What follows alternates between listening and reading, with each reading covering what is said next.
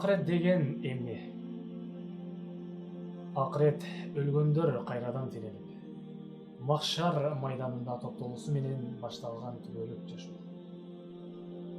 Акырет өлүмдөн соң башыла турган жана махшардагы тирүүлүүдөн баштап түбөлүк улануучу аалам.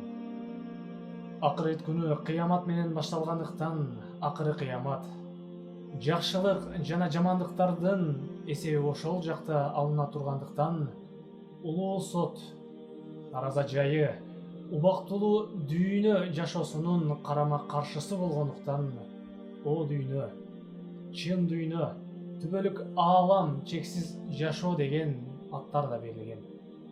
Акырет күнү Куранда момундар Алла Таалага жолугат делгендиктен кездешүү күнү.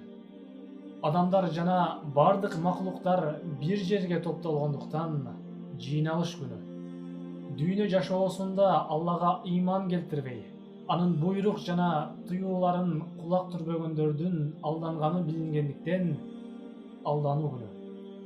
Тирилген соң бардык кабырларынан чыккандыктан чыгуу күнү жана капырлар амалдарынын текке кеткенин көрүп, кайрадан дүйнөгө кайткылары келген үчүн арман күнү деген аттар менен да аталган.